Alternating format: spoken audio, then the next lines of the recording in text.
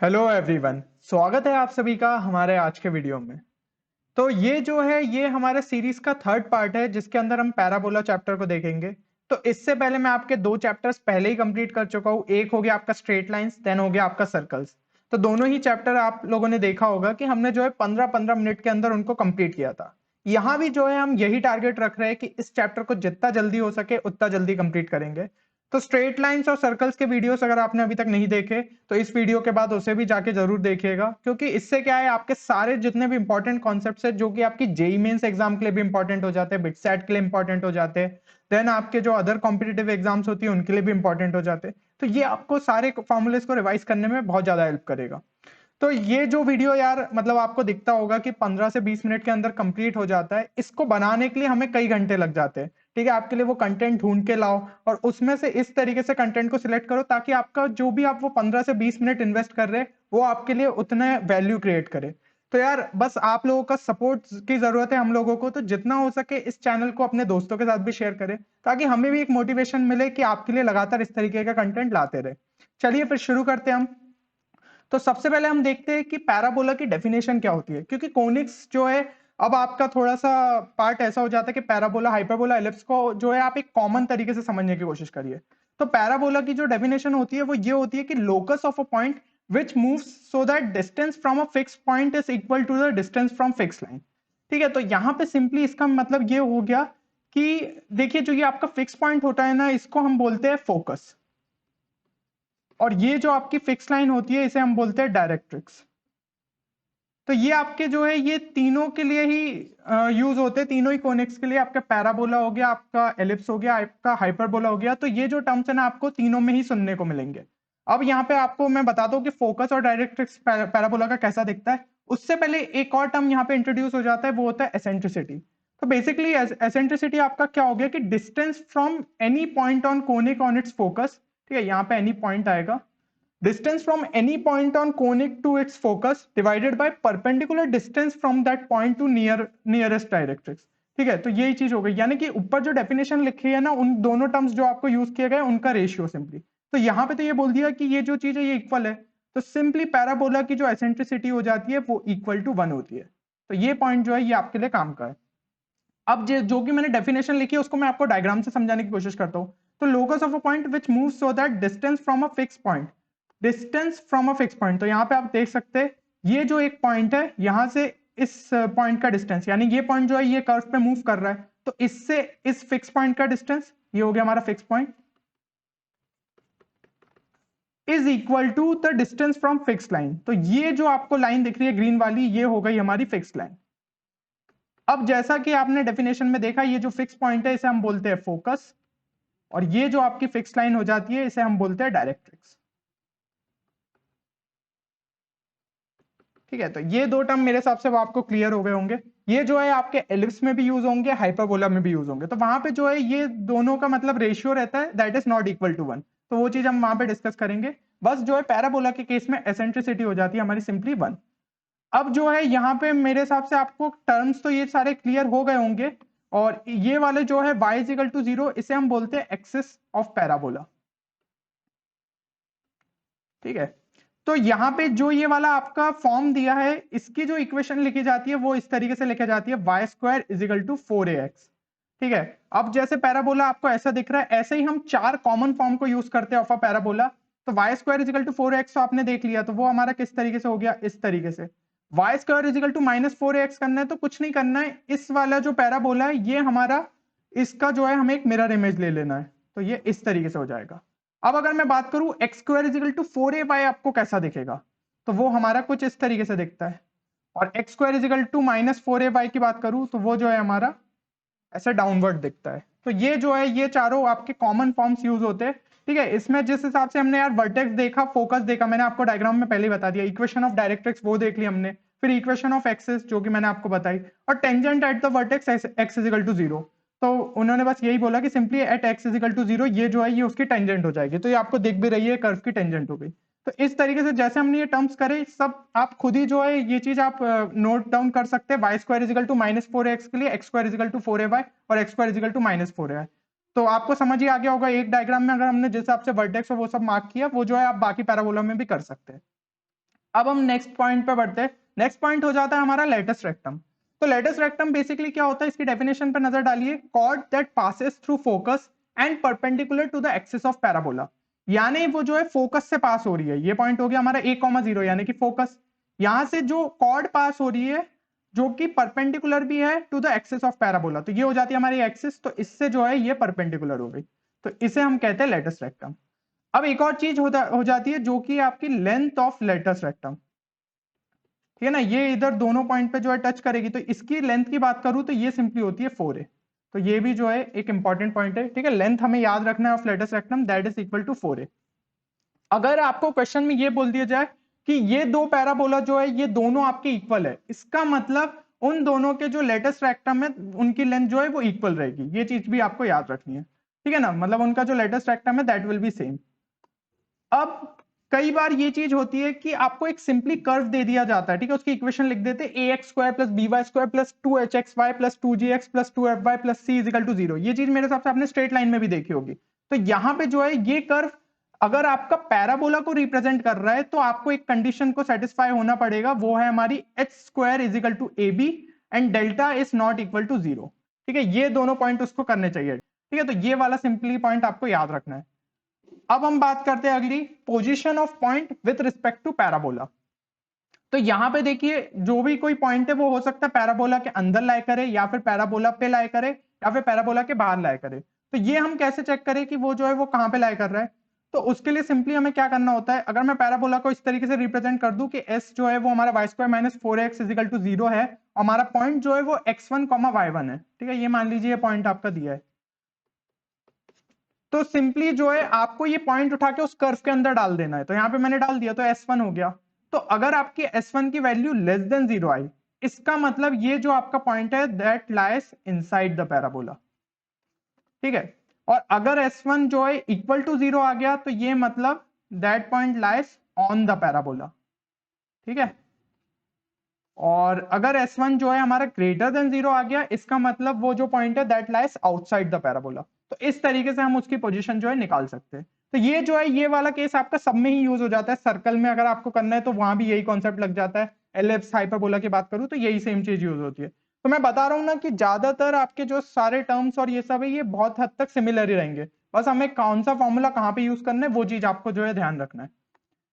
अब जो एक और चीज ये हो जाती है कि जैसा हमने स्टैंडर्ड फॉर्म्स पढ़े ना, y² = 4x और ये सब, तो ये जनरली क्वेश्चन में आपको इसकी जगह जो है इस तरीके से इक्वेशन दी रहती है पैराबोला की, x = ay² + by + c। तो यहाँ पे क्या करते हैं, एक मेथड यही रहता है कि हमें जो है इसे एक परफेक्ट स्क्वायर टाइप बनाना है।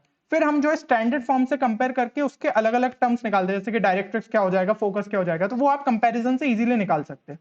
तो जब भी आपकी इक्वेशन ऑफ पैराबोला इस तरीके से दी है जिसकी एक्सिस जो है that is parallel to x axis, यानी कि ये अगर आपके जो है कोऑर्डिनेट एक्सिस है और इस तरीके से जो है आपका एक्सिस देके रखी है और ये एक पैराबोला हो गया, तो उसकी इक्वेशन इस तरीके से लिखी जाएगी ay² + by + c।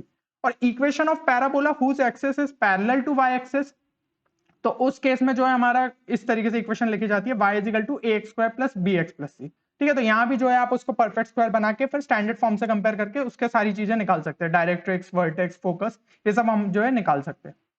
अब हम जो है अगले पॉइंट पे आते हैं। तो अगला पॉइंट हमारा हो जाता है parametric coordinates of the parabola, ठीक है। तो पैरामेट्रिक कोऑर्डिनेट्स जो है जनरली अपने कोनिक्स में यूज होते हैं, ठीक है। हमें उसके पैरामेट्रिक कोऑर्डिनेट्स पता होने चाहिए। तो जो भी पैराबोला पे आपको कोई पॉइंट लाई कर रहा है उसको पैरामेट्रिक फॉर्म में हम इस तरीके से लिखते हैं 80², 280।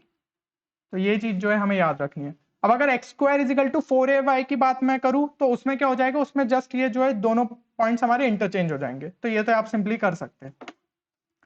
अब अगली जो इंपॉर्टेंट चीज हो जाती है वो होती है हमारी इक्वेशन ऑफ टेंजेंट, ठीक है। तो इक्वेशन ऑफ टेंजेंट जो है हमारी दो जनरल फॉर्म हमें याद रखने रहते हैं। एक तो हो जाता है हमारा पॉइंट फॉर्म, ठीक है, कि अगर उस टेंजेंट का जो है जहां पे वो पैराबोला को टच कर रही है वो पॉइंट हमें दे के रखा है x1, y1, तो हम सिंपली इस इक्वेशन को लिख सकते हैं y1 = 2ax + x1, ठीक है। ये हो गया हमारा।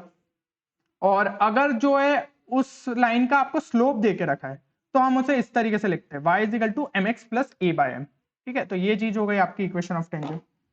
अब जो है अगली इंपॉर्टेंट चीज हो जाती है आपकी, वो है इक्वेशन ऑफ नॉर्मल, ठीक है। तो इक्वेशन ऑफ नॉर्मल भी दो फॉर्म आप याद रख सकते हैं। एक तो हो जाता है हमारा पॉइंट फॉर्म, दूसरा हो जाता है हमारा स्लोप फॉर्म। तो पॉइंट फॉर्म में हमारा क्या हो गया, simply y - y1 = -y1/2a × x - x1, ठीक है, और स्लोप फॉर्म हो गया हमारा y is equal to mx minus 2am minus ma cube. तो ये दो फॉर्म जो है आपको याद रखने। तो ये जो है ये हमारी टेंजेंट हो गई, और ये जो हो गई रेड वाली ये हो गई उसकी नॉर्मल। तो इसके भी आप दो फॉर्म याद रखिए। ठीक है, डेरिवेशन बहुत ही सिंपल है। टेंजेंट के जो है नॉर्मल हमेशा परपेंडिकुलर रहेगी, तो उसका अगर आपने स्लोप निकाल लिया तो m1 into m2 is equal to -1, इस तरीके से आप निकाल सकते हैं। तो यहाँ पे जो है डेरिवेशन जो है आपको वो मतलब समझ लिया तो बहुत ही अच्छा है। बाकी जो है ये आपके डायरेक्ट फॉर्म आपको याद रखना है, क्योंकि एग्जाम में आपको टाइम नहीं मिलेगा कि आप वहां पे जो है डिराइव कर पाए। तो दोनों ही फॉर्म्स को याद रखिएगा। अब जो है अगली चीज हम देखते हैं कि अगर कोई लाइन जो है वो पैराबोला के लिए जो है वो टेंजेंट हुई तो कोई कंडीशन वो सेटिस्फाई करेगी। तो यहाँ पे आप सिंपली देख सकते हैं ना, इक्वेशन ऑफ टेंजेंट जो मैंने स्लोप फॉर्म में लिखी वो कैसे लिखी, y is equal to mx plus a by m।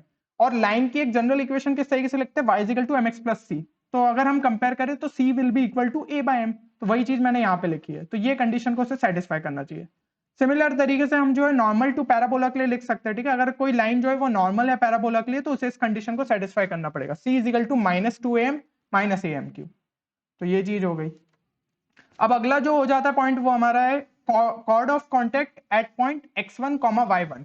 तो ये क्या हो गया, सिंपली कॉर्ड ऑफ कॉन्टेक्ट जो हम पहले भी डिस्कस कर चुके हैं। तो अगर आपको कोई एक्सटीरियर पॉइंट जो है पैराबोला के मतलब बाहर है, ठीक है, वो पॉइंट से अगर हम दो टेंजेंट्स ड्रॉ करें, यहाँ पे जो है आपकी दो टेंजेंट्स ड्रॉ हो सकती है, तो जहां पे उन्होंने पैराबोला को जो है टच करा, उन दोनों पॉइंट्स को अगर हमने ज्वाइन कर दिया ना, तो उससे जो लाइन पास हो रही है that will be known as chord of contact. और उसकी इक्वेशन हम इस तरीके से लिखते हैं y1 is equal to 2ax plus x1।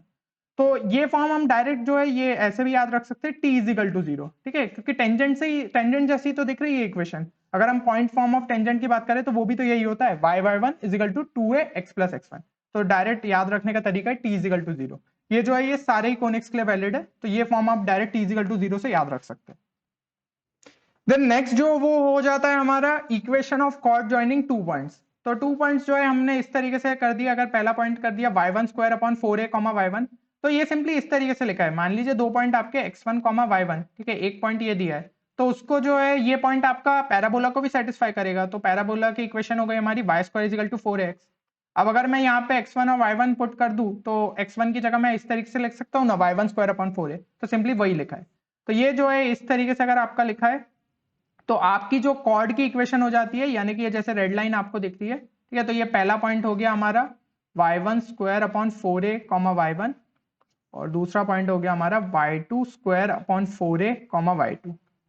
तो आपकी जो कॉर्ड की इक्वेशन हो जाएगी वो हो जाएगी y into y1 plus y2 minus 4ax minus y1 y2 is equal to 0। ठीक है, तो सिंपली आपको ये जो है इक्वेशन को याद रखना है। और अगर ये दो पॉइंट्स जो है आपके पैरामेट्रिक टर्म्स में दिए, जैसे यहाँ पे इसको बोल दिया t1, यानी कि वो हमारा सिंपली क्या हो जाएगा 81 कॉमा सॉरी 81 स्क्वायर कॉमा 281। ठीक है, और इसी तरीके से यहाँ पे t2 हो गया। ये दोनों आपके पैरामेट्रिक फॉर्म दिए, तो आप जो इक्वेशन को इस तरीके से लिख सकते हैं y into t1 plus t2 minus 2x minus 2a t1 t2 is equal to 0। बाकी ऐसे मतलब एक फॉर्म भी अगर आपने ये वाला याद रख लिया तो इसमें जो है आप इस तरीके से पैरामेट्रिक कोऑर्डिनेट्स को पुट कर दीजिए y1 और x1 की जगह, तो भी जो है आपका आंसर आ जाएगा। ठीक है ना, तो मतलब जो भी तरीका आपको सही लगे। बाकी जितने ज्यादा आप इक्वेशंस डायरेक्ट याद रखें वो आपके लिए उतना ही ज्यादा बेहतर है, क्योंकि आपका इससे जो है थोड़ा थोड़ा टाइम बचते जाता है। तो जितना ज्यादा इक्वेशन याद रख सकते हैं that is best for you. अब हम अगली चीज देखते हैं। अगली चीज हो जाती है आपकी cord with a given middle point. ठीक है, तो ये चीज जो है ये आपका सिंपली क्या हो गया, ये आपको जो है कॉर्ड देके रखी है, इसका अगर आपको मिडल पॉइंट देके रखा है, ठीक है, ये मान लीजिए इसका मिडल पॉइंट हो गया। तो मिडल पॉइंट के जो कोऑर्डिनेट्स है वो हो गए x1 y1। तो सिंपली जो है हम उसकी इक्वेशन इस तरीके से लिखते हैं y minus y1 is equal to 2a upon y1 into x minus x1। इसको भी याद रखने का डायरेक्ट तरीका हो जाता है t is equal to s1। ठीक है, तो अगर आप जो है टेंजेंट वाली इक्वेशन इस साइड लिखे और s1 क्या हो जाता है हमारा सिंपली, तो हो गया y1 square is equal to 4x, यानी कि y1 square minus 4a x1 लिख लीजिए। तो ये हो जाएगा। तो कुछ टर्म्स जो है आपके कैंसिल और कॉमन टाइप आ जाएंगे, तो जो है हम उसको सिंप्लीफाई करके इस तरीके से इक्वेशन लिख सकते हैं। तो इक्वेशन को डायरेक्ट भी याद रखिए या फिर इससे निकाल लीजिए। तो ये भी आपके लिए एक काइंड ऑफ शॉर्ट ट्रिक हो गई। अब जो है अगली चीज हमें क्या देखते हैं, तो अगली चीज हो जाती है हमारी फोकल कॉर्ड। तो फोकल कॉर्ड क्या हो गई, ऐसी कॉर्ड जो कि फोकस से पास हो रही हो, जैसा कि हम यहाँ पे देख सकते हैं ये जो है ये हमारे फोकस से पास हो रही है। तो ये हो गई हमारी सिंपली फोकल कॉर्ड। तो फोकल कॉर्ड अगर जो है एक पॉइंट वहां जहां पैराबोला पे टच कर रही है वो हो गया हमारा t1। ठीक है, यानी कि सिंपली क्या हो गया 81 स्क्वायर कॉमा 281, और दूसरा पॉइंट पैरामेट्रिक कोऑर्डिनेट के टर्म्स में हो गया t2।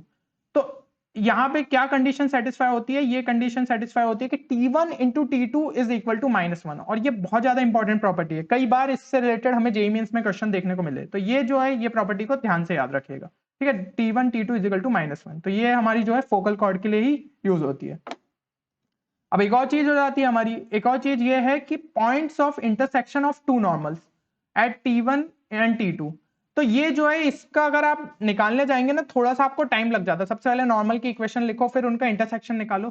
तो मेरे हिसाब से ये जो है पॉइंट्स आपको डायरेक्ट याद रखने, मतलब कोऑर्डिनेट्स जो है ना ये आपको डायरेक्ट याद रखने। तो एक नॉर्मल आपकी हो गई N1 ये, ठीक है, तो ये जो है इसका पैरामेट्रिक यहाँ पे T1 के लिए बन रही है ये, और ऐसे सिमिलरली T2 के लिए जो है ये वाली नॉर्मल बन रही है N2। तो ये दोनों जहां पे इंटरसेक्ट करेगी ना उसके जो कोऑर्डिनेट्स रहेंगे वो ये रहेंगे 2a plus a into T1 square plus T2 square plus T1 T2 comma minus a T1 T2 into T1 plus T2 का होल स्क्वायर। तो ये जो है पॉइंट्स आपको याद रख लीजिए। तो इस पे भी हमें कई बार डायरेक्ट क्वेश्चन देखने को मिले, तो ये भी आपके लिए जो है बहुत काम का फॉर्मूला है। तो यहाँ पे यार हमने पैराबोला से रिलेटेड सारे जितने भी फॉर्मूलेस थे वो हमने कवर करने की कोशिश करी।